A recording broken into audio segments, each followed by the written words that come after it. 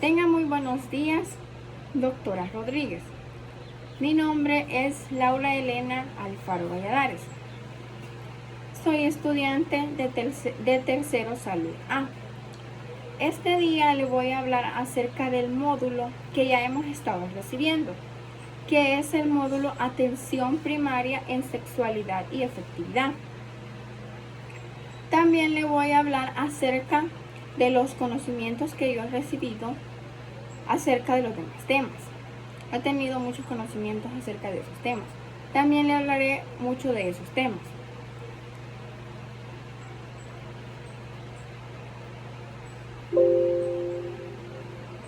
El primer tema es generalidades de la anatomía humana. ¿Qué es la anatomía humana? La anatomía humana es la ciencia que estudia la estructura de los seres vivos. Esto es la ubicación de sus órganos. En esta anatomía humana podemos encontrar los huesos, los músculos y las vísceras. Están en diferentes ubicaciones y de diferentes órganos. También tenemos el otro tema, que es la fisiología humana. ¿Qué es la fisiología humana?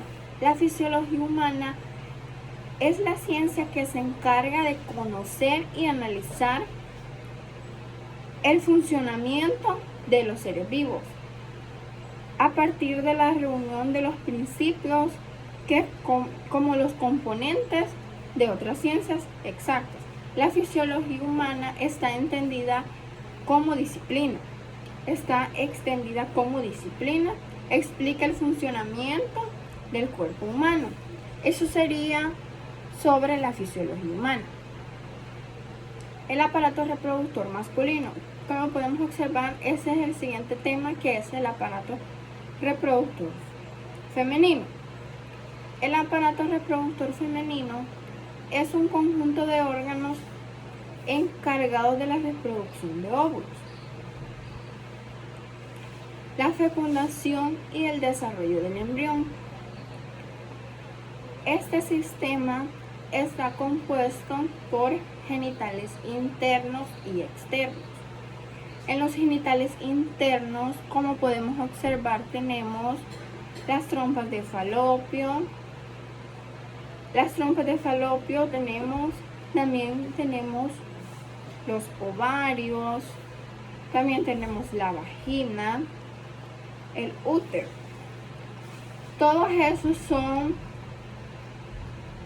del aparato reproductor interno, son genitales internos.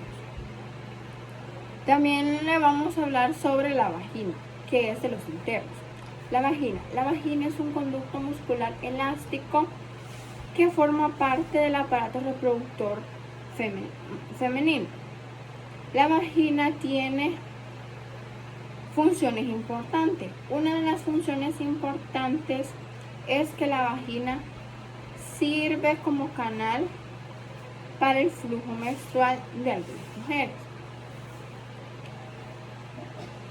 Y es ser el canal del parto. También sirve como el canal del parto.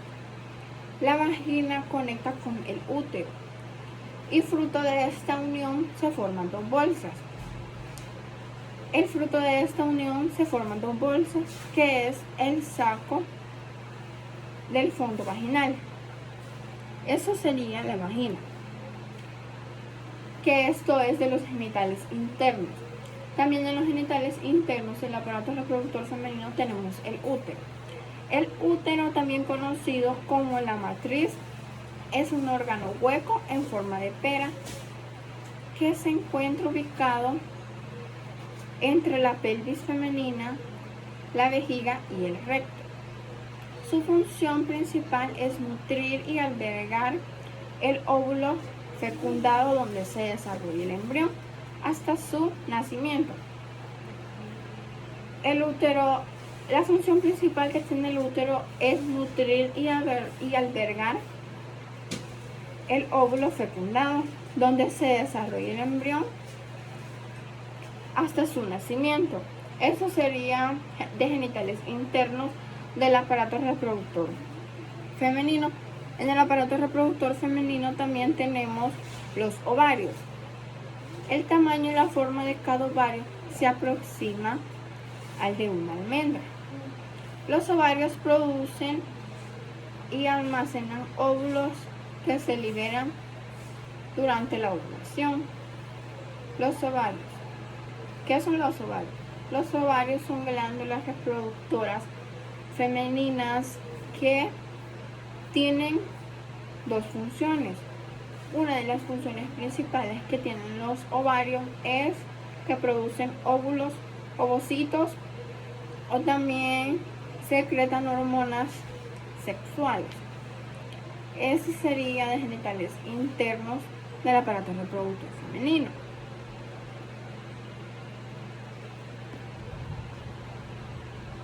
En el aparato reproductor femenino también tenemos las trompas de falopio. Las trompas de falopio o las trompas uterinas. Las trompas de falopio son dos tubos largos que conectan los ovarios con el útero. Sistema reproductor femenino. Como podemos ver, su función principal es transportar los óvulos desde los ovarios hasta el útero. Y en caso de fecundación, transportar el óvulo fecundado hacia el útero para que ahí sea su implantación. Eso sería de los genitales internos del aparato reproductor femenino. De los genitales internos. Y de los genitales, eso sería todo de los genitales internos del aparato reproductor femenino. En los genitales externos del aparato reproductor femenino tenemos los genitales externos, que es la vulva. La vulva está compuesta por una serie de tejidos y órganos que rodean el orificio vaginal. Monte de Venus. Monte de Venus es la eminencia situada delante del pubis.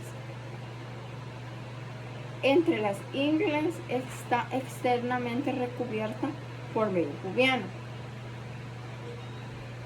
Eso sería de los genitales externos del aparato reproductor femenino.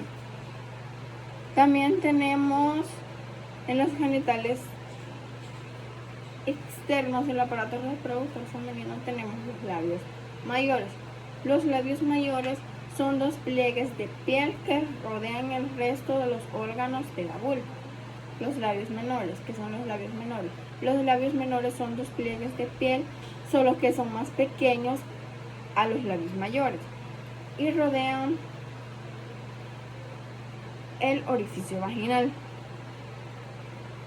Esos serían los genitales externos del aparato reproductor femenino. También en los genitales externos del aparato reproductor femenino tenemos el himen. El himen es una membrana delgada que cubre parcialmente la entrada vaginal en algunas mujeres. Glándulas vestibulares.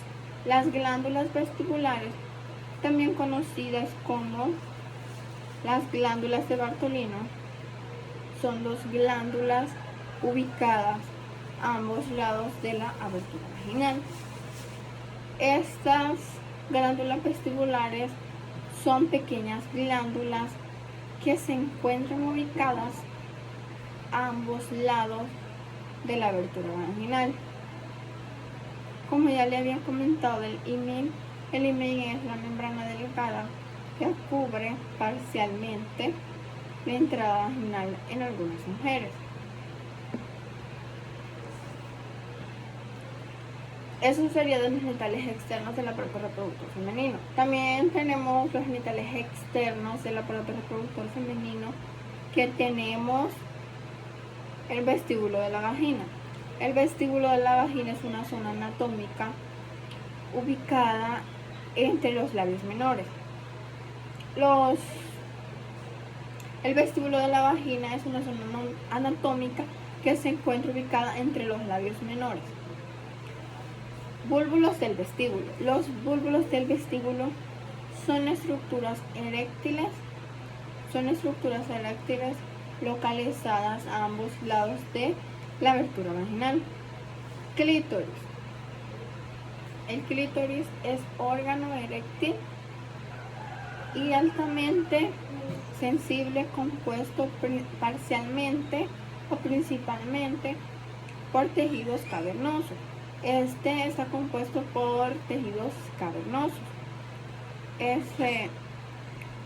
Eso sería de los genitales externos del aparato reproductor femenino.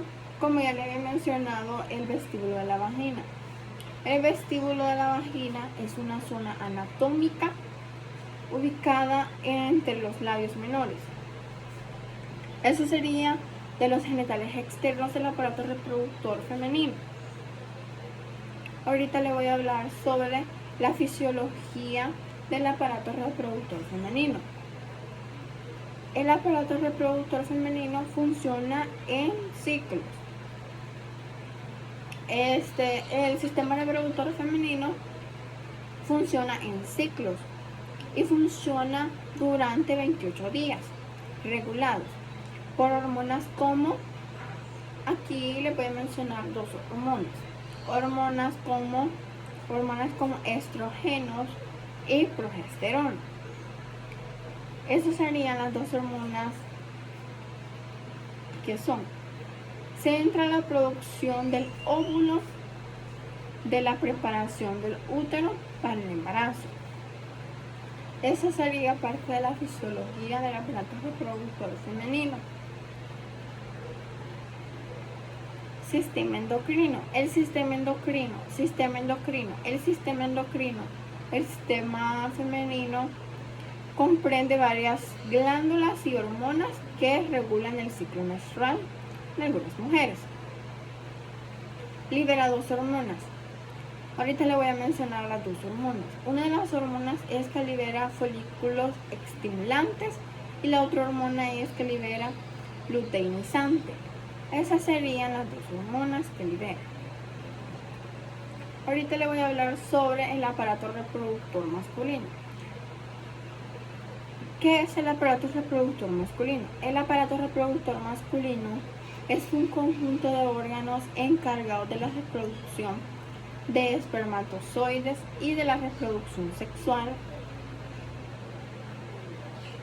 Este sistema cuenta con genitales internos y externos. Como podemos observar en los genitales internos tenemos la vejiga, sería un órgano interno, la uretra, el pene, la vesícula seminal, la próstata, conducto deferente, el epidimo y los testículos. Todos esos son parte del sistema reproductor masculino. De los genitales internos serían esos. Genitales internos del aparato reproductor masculino tenemos la vejiga. La vejiga forma parte del sistema urinario. Es un órgano en forma de globo que se encuentra situado debajo de la pelvis. Ese órgano consta con paredes elásticas y su función principal es almacenar la orina. Este almacena la orina. Próstata. La próstata. ¿Qué es la próstata? La próstata es una glándula que secreta un líquido que ayuda a activar los espermatozoides. La próstata ayuda a activar los espermatozoides con el líquido que tiene. Eso sería de los genitales internos del aparato reproductor masculino. También tenemos la uretra, de los genitales internos del aparato reproductor femenino. La uretra es un tubo que permite el flujo urinario hacia el exterior del cuerpo. El epidimo traslada los espermatozoides, o sea, desde los testículos. Ya le he hablado un poco sobre la uretra, pero le voy a volver a hablar. La uretra es el tubo que permite el flujo urinario que vaya hacia el exterior del cuerpo, o sea, que salga del cuerpo, que es lo del flujo urinario. El epidimo traslada los espermatozoides desde los testículos. Y esos genitales forman parte de los genitales internos. También tenemos las vesículas seminales. Son glándulas que producen un líquido espeso y alcalino. Conducto deferente. El conducto deferente es un tubo muscular que transporta los espermatozoides. Conducto eyaculador. Los conductos eyaculadores son pequeños conductos que se forman por la unión. Esos serían genitales internos del aparato reproductor masculino. Tenemos los genitales externos del aparato reproductor masculino, que es el prepucio. ¿Qué es el prepucio? El prepucio es la capa de piel que cubre el glande, o sea, la punta del pene. El escroto. ¿Qué es el escroto? El escroto es una bolsa de piel que se encuentra debajo del pene y contiene los testículos.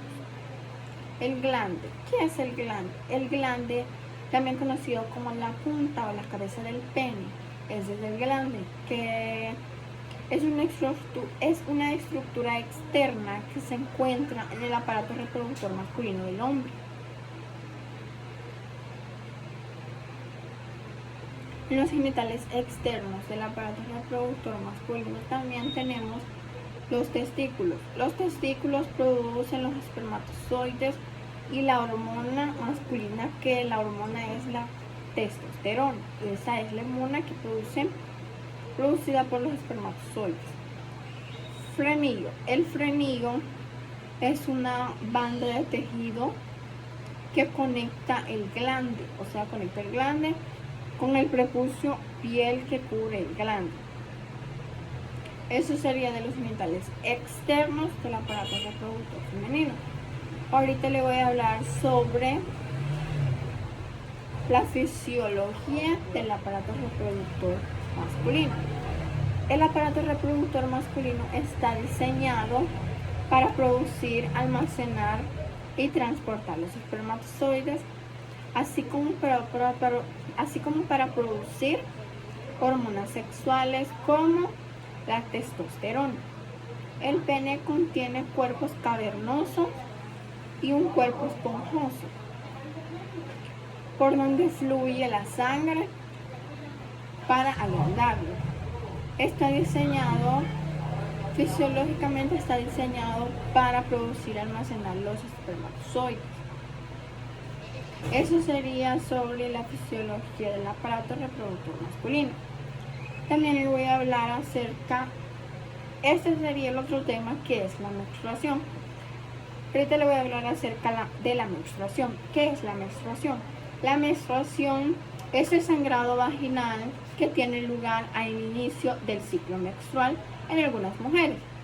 La menstruación es la salida de sangre del útero, ya sea de una niña o de una mujer, a través de su vagina. Eso sería la menstruación. La menstruación normal es el proceso mensual de cambios en el cuerpo de la mujer con sangrado menstrual. En algunas mujeres la menstruación dura de 2 a 7 días. En algunas mujeres eso dura, la menstruación, de 2 a 7 días, pero no en todas, en algunas dura más o menos. Pero eso es lo normal. El endometrio se engrosa y se prepara para recibir el óvulo fertilizado. Si no hay embarazo, el endometrio se desprende, causando la menstruación. O sea que si se engrosa y se prepara para recibir el óvulo fertilizado, si no hay embarazo, el endometrio se desprende para causar la menstruación. Eso sería menstruación. También le voy a hablar acerca de los componentes que hay en la menstruación. ¿Qué es la menstruación? La menstruación es las fases del ciclo menstrual. Fisiológicamente, ¿qué es la menstruación? La menstruación es el sangrado vaginal que tiene al inicio del ciclo menstrual de una mujer o de una adolescente o de un niño. ¿Qué es la necrosis? Ahorita le voy a hablar un poco acerca de la necrosis. ¿Qué es la necrosis? La necrosis ocurre cuando poca sangre fluye del tejido. Esto puede ser por lesiones. A veces suele suceder por lesiones, pero a veces no.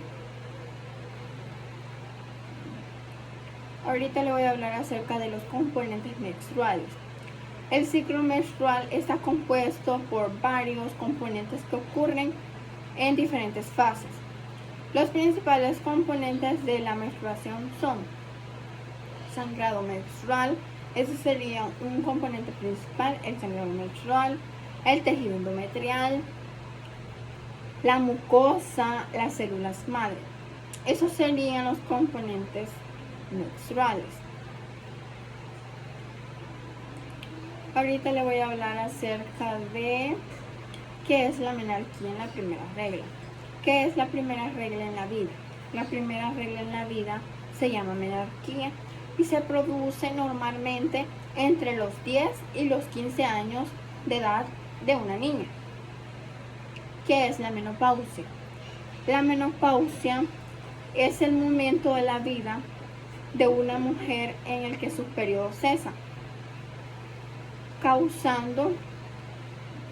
ocurre entre los 45 y los 55 años de edad en una mujer. Ahorita le voy a hablar acerca del ciclo ovárico. El ciclo ovárico. ¿Qué es el ciclo ovárico? El ciclo ovárico dura de 21 a 40 días del primer día de la hemorragia, o sea, de la regla. Necrosis. Le voy a hablar acerca de la necrosis. ¿Qué es la necrosis? La necrosis ocurre cuando muy poca sangre pasa o fluye por el tejido. Eso sería todo por el tema de menstruación. Ahorita le voy a hablar acerca del tema embarazo en adolescente. El embarazo en adolescente, también conocido como el embarazo precoz, se define como la gestación que ocurre en una mujer entre los 10 y los 19 años de edad, es decir, durante la adolescencia. Este embarazo se le llama embarazo precoz, como cuando una niña será embarazada entre sus 15, 16 o 17 años. Ese sería dado por embarazo precoz, que es causado en adolescentes. El embarazo en adolescentes o el embarazo precoz se produce cuando ni su cuerpo ni su mente están preparados para un embarazo. O sea, cuando una chica, una adolescente sale embarazada, no está preparado su cuerpo, no está desarrollado para afrontar un embarazo, ni mentalmente está ya para afrontar un embarazo, o sea, recibir al bebé, mantener, por así decirlo, otro ser a un niño. Sería un niño cuidando a otro niño. Por eso no están preparados para tener el embarazo en adolescentes o también llamado el embarazo precoz. Causas del embarazo. El embarazo en adolescentes puede ocurrir por múltiples razones. Algunas de las causas son por el abuso, por violación, por experimentación sexual. Por abuso, muchas niñas de 15, 16 años son abusadas sexualmente. O también por violaciones, son violadas por personas adultas, ellas siendo unas adolescentes. También tenemos la explotación sexual. Algunas personas quieren explotar mucho a su pareja, por decirlo, tengamos relaciones sexuales, quiero tener un hijo, y tal vez la mujer no, o la chica no está preparada para enfrentar un embarazo. Falta de acceso a educación sexual integral, la pobreza, la desigualdad de género y la violación. Eso sería causas del embarazo. Ahora le voy a hablar sobre el tema la maternidad responsable. La maternidad responsable se refiere al conjunto de actitudes y acciones que una madre asume para asegurar el bienestar de su hijo o hija. La maternidad para algunas embarazada significa responsabilidad. Una madre debe de tener mucha responsabilidad al momento que sale embarazada, también al momento cuando ya nace su hijo, al momento de cuidarlo. Debe de ser una madre muy responsable. La formación en valores, o sea, sacar al niño adelante, debe de ser muy responsable en el momento de la crianza de su hijo.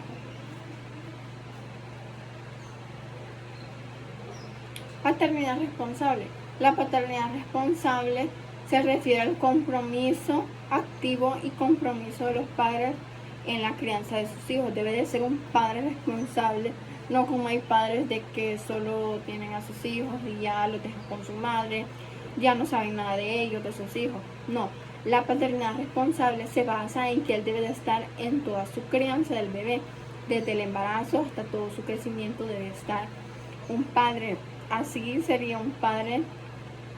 Esa es la paternidad responsable, hacerse responsable del bebé que él ha tenido. La paternidad responsable es un concepto que describe al fundador de una corriente de pensamientos. Causas de la paternidad. Red de apoyo. Debe de brindarle una red de apoyo a la madre. Estabilidad emocional y económica. Debe de brindarle, o sea, dinero, la economía, para que su hijo no esté mal económicamente. Ahorita le voy a hablar sobre el tema autoestima. El autoestima es la capacidad de tenerse confianza a sí mismo, o sea, hacia uno mismo, por uno mismo. Valor que damos a nosotros mismos. ¿Qué implica tener autoestima? Tener una buena opinión de uno mismo, tener una buena actitud positiva. Autoimagen. La autoimagen es cómo nos vemos nosotros mismos. Autocuido. El autocuido se refiere a la manera diligente en que nosotros nos entendemos. Autoconcepto es el estado de lo que conocemos de nosotros mismos, que nos permite conocernos a nosotros mismos, o sea, hacia nosotros mismos. El otro tema es